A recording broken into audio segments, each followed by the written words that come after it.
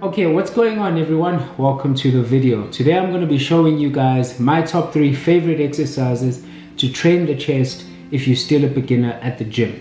We're going to look at the flat bench press, the incline dumbbell press, and the push-up. So in no particular order, let's first start off with the flat barbell press. When it comes to the flat barbell press, I'm going to break this down into 3 different phases. The first phase is going to be the setup, where you're adjusting and setting yourself up for the press. The second phase is going to be the actual lifting of the bar and pushing it down and up. And then finally, the third phase is going to be me looking at common mistakes that I've seen from my clients and mistakes that I've also made in the past. Let's talk about the setup first.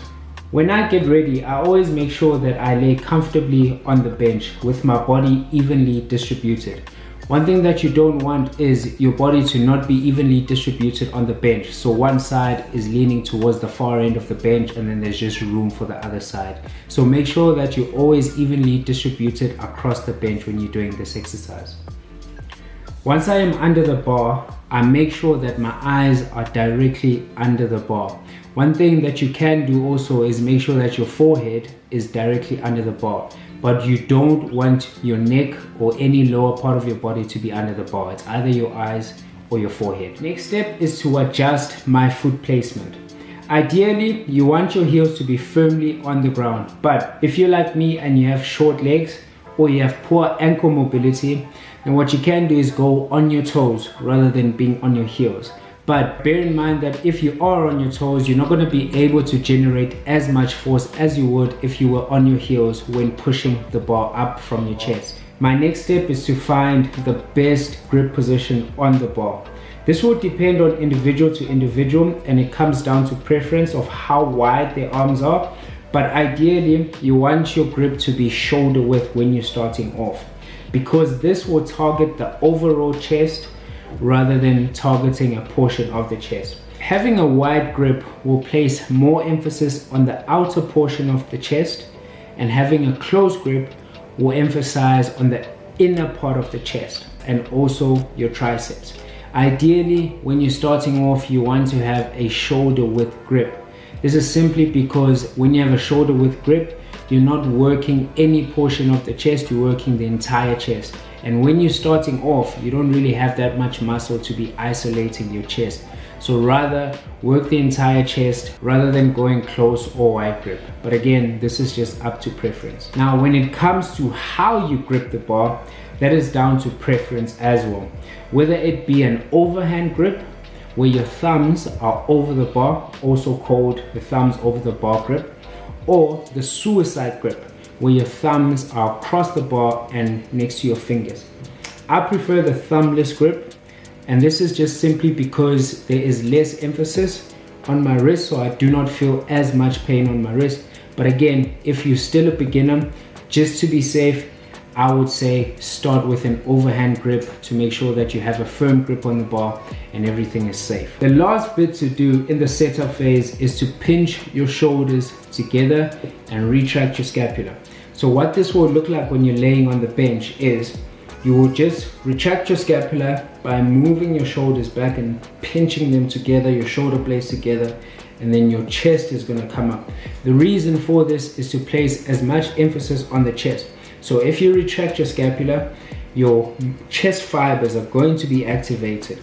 Now, unless you're doing the bench press for power, if we want to grow our chest, we want to isolate our chest muscles as much as possible and then remove any other muscles, either your shoulders and your triceps, from the movement. So before even pressing or lifting the bar off the rack, retract your scapula, pull your chest out, and this will also form a slight arc on your lower back. That's okay, you don't have to worry too much about that.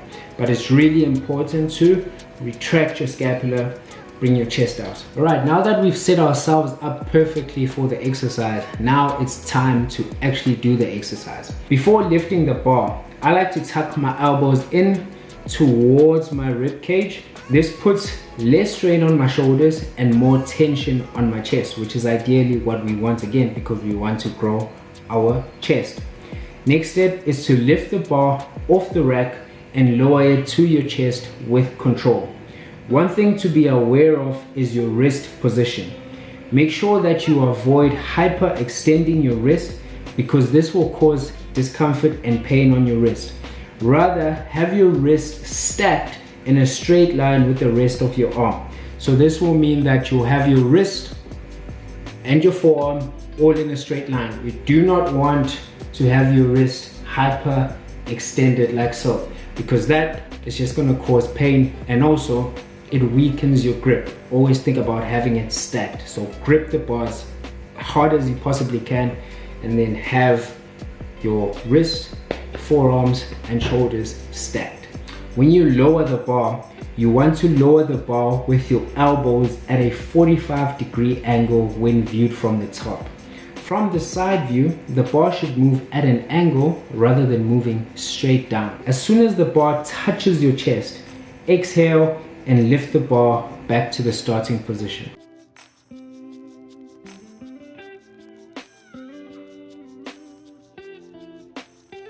Common mistakes that I see and that I have done also in the past is, number one, not retracting the scapula. So just lifting the bar with a rounded back and just doing that. Again, what will happen here is there's not going to be any emphasis on the chest, and the movement is just going to be up and down. So you're going to be placing more emphasis on your shoulders and your triceps. So always retract your scapula. Mistake number two that I often see is not tilting your elbows inward. So a lot of people and a lot of my clients as well, what they start off by doing is pressing just like that rather than retracting and bringing their elbows in. The problem with this again is it will cause a lot of discomfort on your shoulders, a lot of discomfort also on your elbows. So what you want to do is always bring your elbows in, tuck them into your rib cage, and then push up. This will also place a lot of emphasis on your chest. Mistake number three is not performing a full range of motion. So you may have everything set up, but if you are not performing the exercise in a full range of motion, then you're only working half of the exercise. So this is common when people are trying to lift weights that are too heavy for them to control and perform the exercise correctly. So they'll lift it up and lower the bar only halfway to their chest and then back up. So they're missing the other half of that movement. The problem with this is, again, you're not performing a full range of motion, so you are not activating enough of your muscle fibers, therefore they're not going to grow as much. You're only going to get half of the work that you're actually doing. So if you're someone like this, I've been there, I've done that mistake before. Just lower the weight, take your ego out, and do the reps properly. You will find that once you control the weight and you're moving the weight in a full range of motion, you are working your chest way more than you would be if you're lifting weight that you can't handle and you're only doing half the rep. Exercise number two is the incline dumbbell press. So the setup for this exercise is more or less the same as when you would be doing a flat barbell press. The only difference is that the bench is at an incline angle rather than a flat angle. So there are many questions of how inclined must the bench be in terms of angles. You can either have a 60-degree angle, which is going to be very high, you have a 45-degree angle, and then you have a 30-degree angle. I think when you're starting off, the 30-degree angle is the best angle for you to start, because this is a slight incline, but it's not too high of an incline for you not to handle the exercise. I prefer the 45-degree angle because I find that this is it's the sweet spot that hits my upper pec but doesn't hit my shoulders that much. If you go on a 60-degree angle, that's going to recruit muscle fibers on your shoulders as well. So even though you are going to be training your chest, you're also going to be training your shoulders. And I don't think that is necessary unless you want to grow your shoulders at the same time.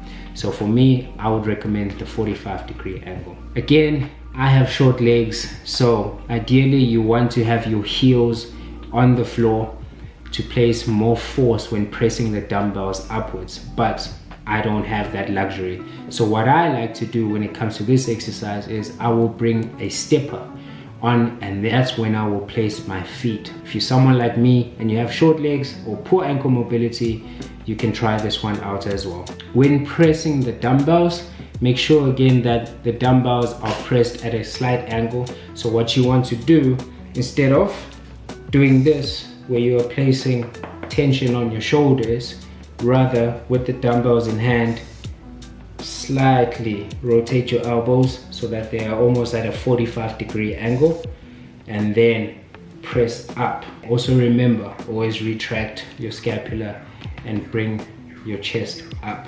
The final exercise that I recommend is the push-up. I like to recommend the push-up to my beginner clients because not only does it work your chest, but it also works your arms, your core, and your shoulders. So it's almost like a total upper body exercise. This is what I like to do when performing the push-up. The first step is to make sure that I am in a plank position and that my back is flat and parallel to the ground. One thing that you don't want to do is have your back at a skewed angle where now you are putting pressure on your lower back and hurting your spine. So always make sure that your back is flat and parallel to the ground. Second step, I brace my core and I crunch my abs as hard as possible. Now what this will look like from the side, it will look like my back is slightly curving. Now this may look wrong, but it's actually not. Why? Because this will recruit more muscle fibers of the chest into the movement when you are lowering yourself down. Third step is always make sure, similar to the flat bench press, that your wrist, your elbows, and your shoulders are stacked in a straight line. I've seen clients before where they put pressure on their wrist or they put pressure on their elbows, and this can cause a lot of discomfort, and even if you are not careful, can cause a break of the bone. So always make sure that your wrist, your elbows, and your shoulders are stacked. Step 4, I lower myself down with control as I'm going down. Now the goal for me is to make sure that my chin and not my chest is touching the floor. I know that a lot of people have said that your chest must touch the floor when doing the push-up and not your chin. But when I look at it, if I go down with my chest, what will happen is my back will automatically do that, and then I find that when I'm pressing up, I will actually use more of my shoulder and tricep muscles rather than my chest muscles. So I prefer to go down and make sure that my chin touches the floor and not my chest. Now, once you get used to doing the push-up where you can do 10, 15, 20 reps without having any sort of fatigue, it is time to progress. Now, there are many ways to progress. The first way is just to continue doing a normal push-up but adding weight to your back. You can do this by placing a plate on your back and doing the normal push-up.